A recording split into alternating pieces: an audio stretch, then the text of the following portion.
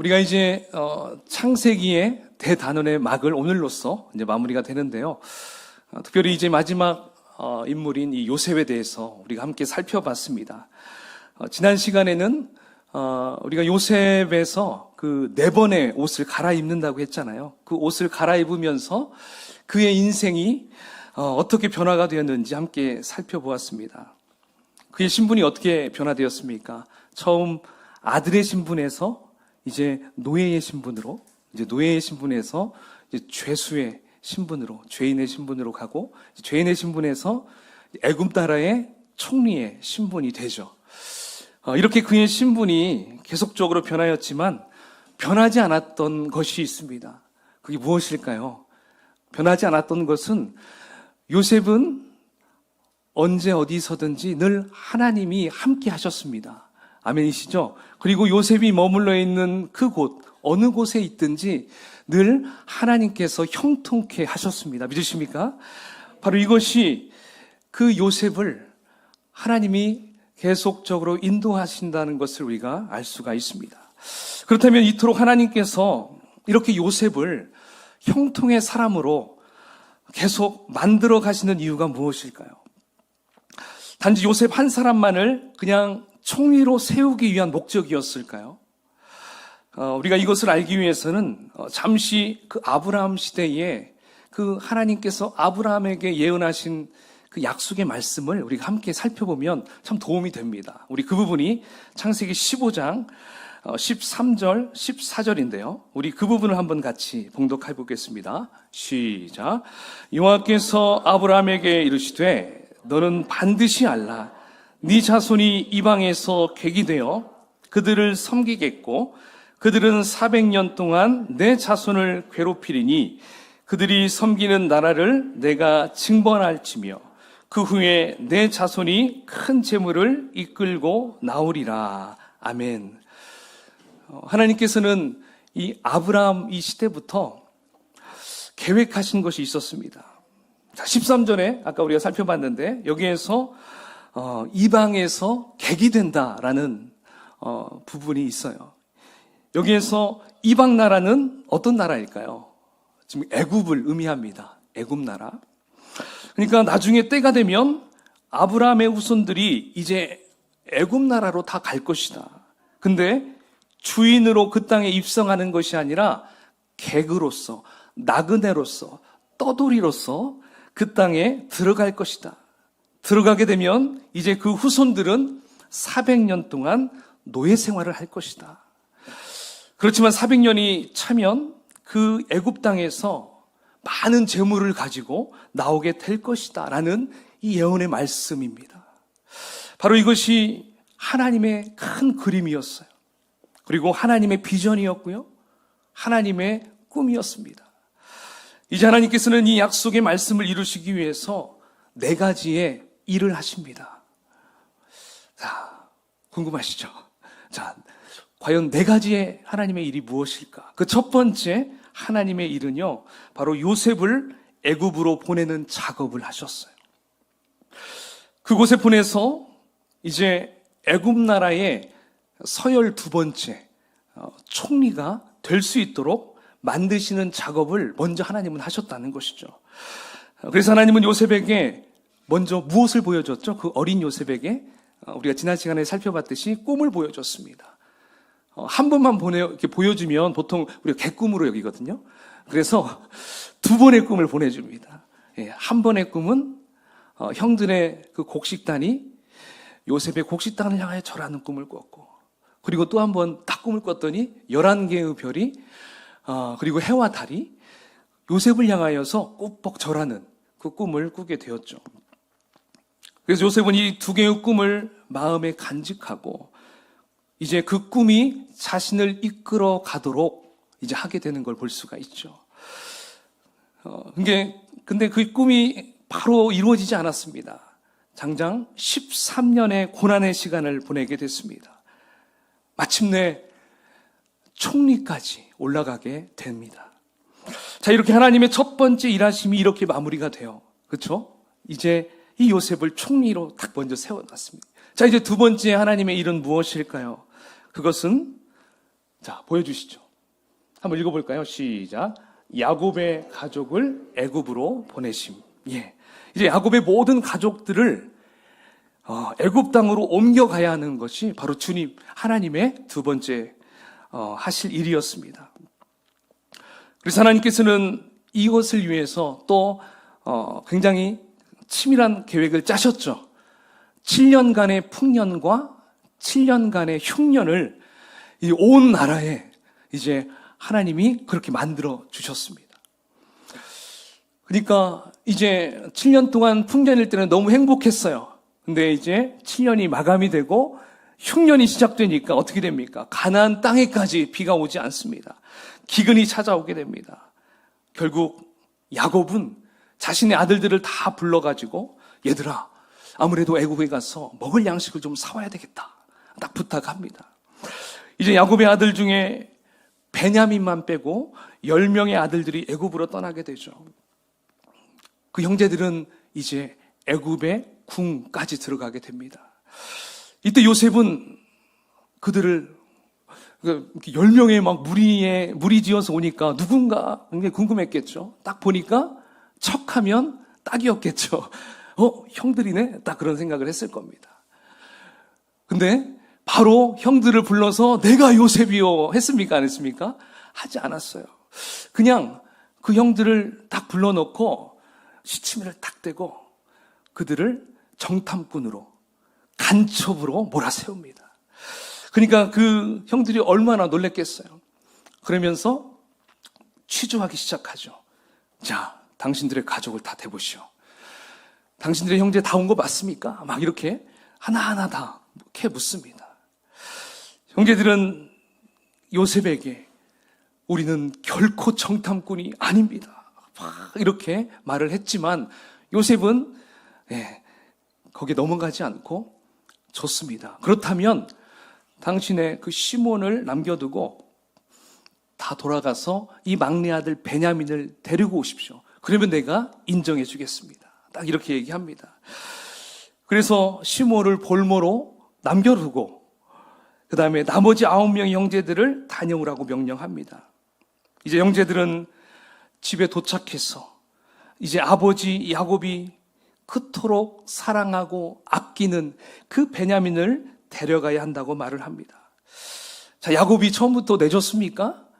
안 내줬습니다. 절대 베냐민만큼은 보낼 수 없다. 내가 요셉을 잃었는데 이 베냐민까지 내가 잃을 수는 없다. 내가 베냐민을 그곳에 보내면 내가 심히 괴롭다. 나는 그냥 저 수울에 내려간 것 같을 것이다. 막 그 아들에게 철저하게 거부를 합니다. 안 된다고 얘기합니다. 근데 이때 장남 루벤이 아버지, 제가 베냐민을 데리고 갔다 왔을 때 베냐민에게 무슨 일이 생기면 제게 있는 두 아들 그냥 아버지 마음대로 하십시오. 죽이든지 살든지 마음대로 하십시오. 그렇게 해도 끄떡하지 않아요. 그러니까 이제 넷째 아들 유다가 아버지에게 얘기합니다. 아버지, 제가 만약에 이 베냐민을 데리고 가지 않게 되면 저는 영원토록 아버지에게 죄인입니다. 그냥 죄인으로 낙인을 찍겠습니다. 그렇게까지 이 유다가 이야기를 합니다. 자, 이렇게 얘기를 하니까 이제 야곱이 마음이 좀 바뀌죠. 그래서 베냐민을 애굽 나라로 보내게 됩니다. 자, 이렇게 되면 그들의 생각은 이제 베냐민을 데리고 갔기 때문에 볼모로 잡혀있는 시므온을 데리고 이제 양식을 많이 사가지고 집에 돌아오면 되겠구나 하고 그것으로 어떤 일들이 다 마무리가 될 줄 알았습니다. 근데 그렇게 됐으면 얼마나 좋았을까요? 하나님의 일하심은 여기에서 멈추지 않았습니다. 그냥 그 야곱의 가족들 그냥 살리려고 하나님은 거기까지 그냥 그 정도로만 일하지 않았습니다. 여기서 두 번째 하나님께서 일하시는 그 과정 속에서 이제 하나님은 또 한 가지의 일을 벌이십니다. 그건 무엇일까요? 그것은 바로 형제들 간에, 요셉과 형제들, 그들 간에 관계가 회복이 되는 거였어요. 그러니까 서로 간에 용서와 화해가 필요했습니다. 용서하지 않고 화해하지 않고 그냥 그 야곱의 가족들이 애굽에 왔을 때 과연 문제가 없을까요? 아닙니다. 일단은 회복이 필요하죠. 그래서 하나님의 세 번째 일하심은 바로 형제 간의 용서와 화해가 있었습니다. 이제 요셉은 베냐민을 데리고 이렇게 와서 형제들에게 테스트를 시작합니다. 이 테스트의 목적은 바로 이거예요. 과연 형들이 예전과 같이 그대로일까? 아니면 변화가 있는 것일까? 이것을 테스트를 하기 위한 거였어요. 그래서 형제들이 가지고 온 모든 자루에다가 곡식과 이제 돈을 다 넣어줬어요. 예, 다 똑같이 넣었는데 딱 베냐민 그 막내 동생 그 자루에다가는 이 요셉이 정말 아끼는 은잔, 예, 이 은잔을 거기다가 그 아구에다가 탁 이렇게 놨어요. 그리고 딱 묶었겠죠. 자, 그렇게 한 상태에서 이제 보냈습니다. 자, 그러면서 시종을 가서 여차여차해서 그 베냐민을 데려오게 하죠.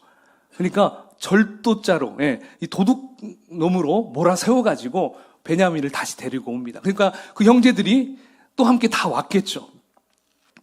그러니까 얼마나 형제들이 놀랐겠습니까? 베냐민이 어떻게 저 짓을 한 것일까? 예, 그 정도로 얼마나 놀랬을 거예요. 그리고 이제 아버지를 막 생각했을 것이고, 이제 우리 큰일 났다. 어떻게 하나. 뭐 별별 생각을 다 했을 거예요. 근데 이때 유다가 딱 전방에 나와서 이렇게 얘기합니다. 총리시여, 제가 베냐민을 고향에 계신 아버지께로 데려가지 못하면 아버지는 돌아가실 겁니다. 저는 아버지께 이렇게 약속했어요. 만일 베냐민에게 무슨 일이 벌어진다면 아버지께는 영원히 죄인이 될 것이라고 말하였습니다. 총리시여, 베냐민 대신 제가 총리님의 노예가 되겠습니다. 종이 되겠습니다.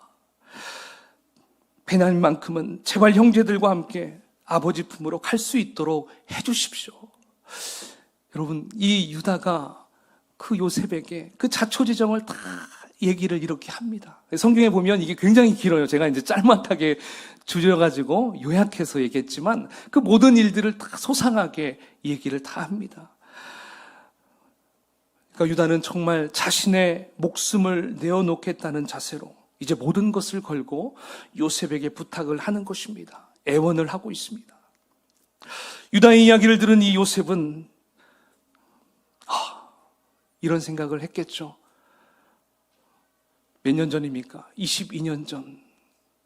나를 구덩이에 쳐넣고 나를 저 지나가는 이스마엘 상인에게 20냥 주고 은 20냥이 팔아먹었던 저 요셉 형이 아니 이렇게까지 변할 수가 있으리야.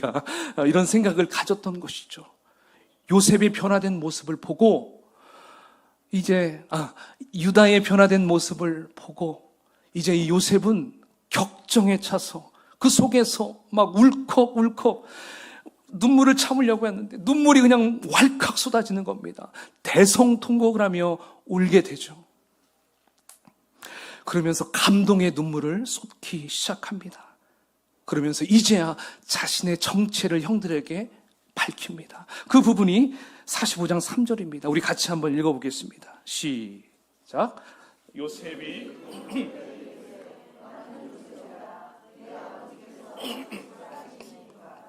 형들이 그 앞에서 놀라서 대답하지 못하더라. 아멘.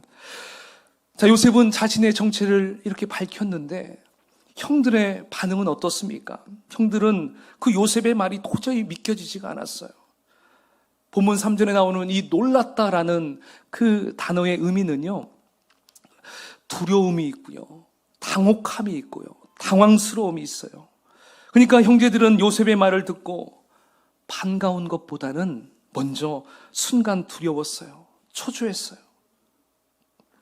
무서웠어요. 왜냐하면 죽은 줄로 알았던 이 요셉이 살아있다는 것도 놀라운데 그 요셉이 총리가 되었다는 것이 얼마나 놀랍겠습니까? 근데 동생이 잘 됐으니까 좋겠죠. 근데 과거에 본인들이 한 짓이 있잖아요. 예, 이 요셉에게 한 범죄가 있어요. 악한 일을 했습니다. 그러면 혹시 이 요셉이 과거의 그 일을 들먹이면서 당신들 나에게 지금 드디어 만났군요 하면서 당장에 하옥시키거나 뭐 어떻게 할 거라는 그런 마음도 생겼겠죠. 그러니까 굉장히 마음 안이 혼란스러웠을 것입니다. 머릿속에 굉장히 막 어떻게 할지 몰랐을 거예요. 그러나 요셉은 그 형들을 대할 때 총리의 모습으로 대하는 것이 아니라 동생으로서 그 형들을 대하고 있는 것입니다. 그래서 형들을 안심시킵니다. 오늘 본문 4절 5절을 보십시오. 요셉이 형들에게 이르되 내게로 가까이 오소서. 그들이 가까이 가니 이르되 나는 당신들의 아우 요셉이니 당신들이 애굽의 판자라. 당신들이 나를 이곳에 팔았다고 해서 근심하지 마소서. 한탄하지 마소서. 하나님이 생명을 구원하시려고 나를 당신들보다 먼저 보내셨나이다. 아멘. 요셉은 형들에게 형님들 걱정하지 마세요. 근심하지 마세요. 한탄하지 마세요. 하나님이 생명을 구원하시기 위해서 나를 형님들보다 먼저 이 애굽으로 보내신 거예요. 지금 요셉은 하나님께서 이렇게 일하고 있다라는 것을 형들에게 이야기하고 있습니다. 비록 형들은 내가 미워서 이스마엘 상인에게 팔아먹었지만 그렇게 팔림으로 해서 내가 애굽으로 왔고요. 총리가 되었고요. 애굽의 모든 사람들의 생명과 그리고 주변 나라 사람들의 생명과 더 나아가서 바로 가나안 땅에서 살고 있는 우리 가족들의 생명을 구원하기 위해서 그들을 건지기 위해서 이 요셉을 이곳에 먼저 보낸 거예요. 형님 괜찮아요. 걱정 마세요. 지금 이렇게 이야기하고 있다는 거예요. 자, 이렇게 서로 마음을 다 터놓고 이야기하면서 이제 그 응어리졌던 그 요셉의 마음, 형들의 그 정말 항상 죄책감을 느꼈던 그 마음들이 한순간 다 녹아지는 거였어요. 다 사라지는 거였습니다. 그래서 용서와 화해가 있으므로 그 관계가 회복되었다는 것입니다. 할렐루야. 보십시오. 하나님은 이렇게 정말 세밀하게 일하고 계세요. 근데 여러분, 하나님은 여기서 이 일을 끝내지 않았어요.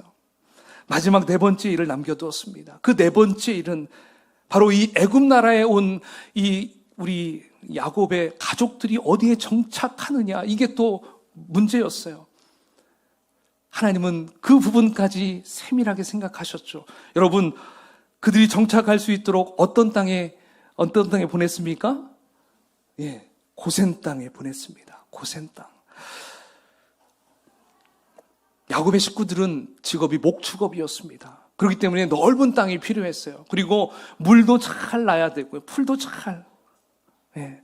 그러니까 먹을 것들이 참 많이 있어야 됩니다. 바로 그 땅이 고센 땅이었습니다. 이 땅은 나일강 삼각지에 위치해 있고요. 그리고 자연적으로 천혜의 아주 좋은 조건을 갖추고 물이 넉넉하고 가뭄이 와도 끄떡이 없다라는 땅입니다. 바로 이곳에 이제 이스라엘 민족들이 거주하기 시작했죠. 이렇게 해서 야곱의 가족들 70명은 70명이나 돼요, 여러분. 이 70명은 안전하게 하나님의 인도하심으로 아브라함에게 예언하셨던 그 말씀대로 이루어 가셨습니다. 자, 그렇다면 하나님은 도대체 무슨 목적으로 이 야곱의 식구들을 애굽이라는 곳으로 옮겨 놓으신 것일까요? 왜 이 야곱의 식구들을, 이 아브라함의 후손들을 이렇게 애굽으로 옮겨 놓았을까? 저는 한번 생각해 봤습니다. 그것은 하나님 나라의 좋은 모델로 삼기 위해서 이 이스라엘을 택한 것입니다. 지금은 아주 작은 가족 공동체이지만 앞으로 400년 동안 이 애굽에서 점점 인구를 늘려가야 돼요. 그죠? 인구 늘리는 일이 필요해요. 여러분, 그래서 이 가족 공동체에서 이제 민족 공동체로 만들기 위한 하나님의 또 작업이었습니다. 여러분, 나라가, 한 국가가 이루어지기 위해서는 세 가지가 충족이 돼야 되죠. 우리가 사회 시간에도 잘 배웠죠. 제일 처음에 국민, 그 다음에 주권, 그 다음에 영토. 그러니까 지금 하나님은 가장 첫 번째 국민을 늘리기 위한 작업을 하고 있는 거예요. 어디에서요? 이 애굽이란 나라에서. 400년 동안 이제 이곳에서 200만이라는 엄청난 인구를 불리시죠. 그래서 그들을 400년의 때가 차면 출애굽이라는 그 사건을 통해서 다시 가나안으로 돌아오게 합니다. 이해가 되시죠? 네. 자, 사랑하는 성도 여러분, 오늘 요셉 이야기를 통해서 우리가 발견할 수 있는 것이 참 많은 것 같습니다. 그 중에 저는 두 가지 정도 이렇게 한번 생각해 봤어요. 그 첫 번째는 모든 역사는 하나님의 섭리 속에서 이루어진다는 것입니다. 한 사람 요셉을 애굽의 총리가 되는데 13년이라는 세월이 걸렸어요. 그리고 형들과 만날 수 있도록 한 시간은 이제 22년이라는 시간이 흘렀습니다. 요셉 나이는 39살, 40살에 만난 거예요. 요셉은 자신의 꿈 그리고 술 맡은 관원장의 꿈을 해석해주고 그리고 바로의 꿈을 해석함으로 총리의 자리까지 올라갈 수가 있었습니다. 그리고 거기서 끝이 아니라 7년의 풍년을 주시고 그리고 흉년이 찾아오게 해서 요셉의 형제들을 애굽까지 찾아오게 만드셨습니다. 그리고 몇 번의 테스트를 통해서 형들이 이제 과거의 옛사람이 완전히 벗어지고 이제 새 사람이 된 것을 발견하고서 이제 요셉은 자신의 정체를 형들에게 밝힘으로써 형제 상봉을 이루게 하십니다. 진정한 용서와 화해가 일어난 것을 우리는 볼 수가 있어요. 이게 바로 하나님의 섭리였던 것입니다. 하나님께서는 요셉과 형제들과의 관계, 또 그 아버지 야곱과 그 형제들과의 그 관계까지 모두 회복시켜 주신 이후에 애굽 나라 고센 땅으로 깔끔하게 옮겨 주셨다는 것입니다. 저는 이 고센 땅을 생각하면 시편 23편의 그 말씀에 나오는 그 푸른 초장과 같은 쉴만한 물가 그리고 기름진 땅이 다 연상이 되더라고요. 바로 이것은 다 하나님께서 개입하시고 또 하나님의 함께 하시고 또 하나님의 섭리 가운데 이루어졌다는 것을 저는 발견할 수 있었습니다. 여러분도 그렇게 느끼시죠? 네, 이 모든 게 하나님의 섭리라는 것입니다. 자, 두 번째는 요셉을 보면 참 우리 예수님과 많이 닮았다라는 생각을 해봅니다. 그죠? 먼저 예수님의 고난받은 시간, 그 시간과 이 요셉이 13년 동안 고생했던 그 시간, 그게 참 많이 이렇게 어울려요. 그리고 또 하나님을 그 고난 속에서도 원망하지 않았어요. 그리고 하나님은 그 요셉과 함께 했어요. 매일마다 하나님과 깊은 대화를 했고요. 자신의 사명을 알고 그 사명을 완수했어요. 예수님도 그 사명을 완수했잖아요. 예수님의 사명이 뭐였습니까? 바로 온 인류를 위해서 십자가에 달리셔서 죽는 것, 그게 예수님의 사명이었습니다. 그 사명을 완성시키셨어요. 테텔레스타이, 다 이루었다라고 마지막에 십자가상에서 고백하시잖아요. 자, 요셉은 어떻습니까? 그의 사명, 혼자 총리가 되는 것으로 끝이 아니었죠. 총리가 됨으로 이제 그가 무엇이 됐습니까? 온 가족들을 다 자신의 땅으로, 가족뿐만 아니라 애굽 사람들도 살리고 주변의 나라 사람들도 다 살리는 그 사명을 이 요셉이 그 사명을 이루었다는 것을 우리는 볼 수가 있습니다.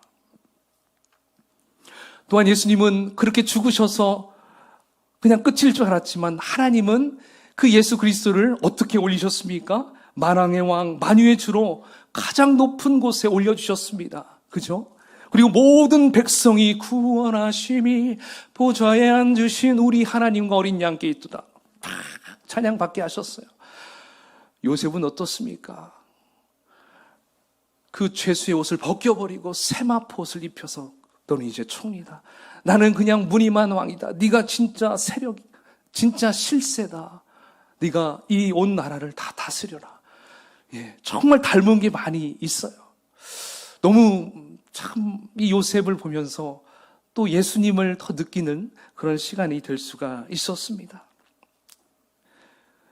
그렇다면 과거에 그 요셉이 그렇게 살았다면 뭐 요셉은 요셉이지 여기서 이렇게 끝나면 안 되겠죠.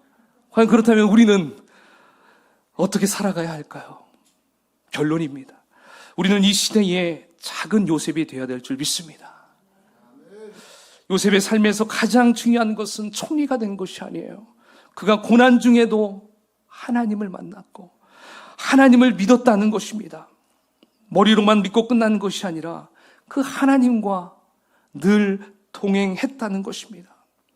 그렇게 동행하게 되니까 수많은 고난 속에서도 절대 낙심하지 않았습니다. 그리고 실망하지 않았습니다. 죽음 앞에서도, 그리고 이 살인자라는 누명을 쓴 상태에서도, 그리고 강간범이라는 그런 누명을 쓴 상태에서도 절대로 절망하지 않았습니다. 또한 자신을 죽이려고 했던 그 원수와 같은 형들도 용서할 수 있었고요. 그리고 그 형들의 마음도 녹여버렸습니다. 그래서 진정한 연합을 이루었습니다. 그러므로 저와 여러분들도 누구를 만나야 될까요? 예수님을 만나야 됩니다. 할렐루야. 그 예수님이 우리는 그냥 머리로만 나 예수님 믿어 이게 아니라 예수님이 마음으로 믿어져야 돼요. 그냥 교회만 나온다고 믿어지는 게 아닙니다. 나는 죽고 예수가 내 속에서 살아 역사해야 된다는 것입니다. 내 마음속에서부터 막 그 예수님이 일어나고 그 예수님을 만나야지만이 나는 진짜 예수님을 믿는다라고 말할 수가 있는 것입니다. 예수를 제대로 믿고 살아갈 때 내 삶은 바로 요셉과 같은 값진 인생이 된다는 것입니다. 이걸 믿으시기 바랍니다. 여러분, 이제 말씀을 마무리할 것입니다. 여러분, 정말 요셉과 같이 살아봅시다. 요셉이 바로 우리의 좋은 모델이 되어서 예수님과 늘 동행하면서 예수님과 더 친밀한 교제를 나눔으로 여러분, 우리 어떤 상황 때문에 아유 예수님 좋아, 아유 예수님 왜 그래, 이게 아니라 어떤 상황이 됐든 형통함을 누리고, 그렇죠? 형통함은 고난 속에서 이게 뭐지? 이게 아니라 형통함은 고난 속에서 하나님 뭘 나에게 주시려고 이러한 고난을 주시지? 이렇게 생각을 전환시켜야 됩니다. 그런 마음으로 살아갔으면 좋겠습니다. 마지막으로 이렇게 인사했으면 좋겠습니다. 시작. 이제 요셉처럼 나는 죽고 예수로 살아봅시다. 아멘.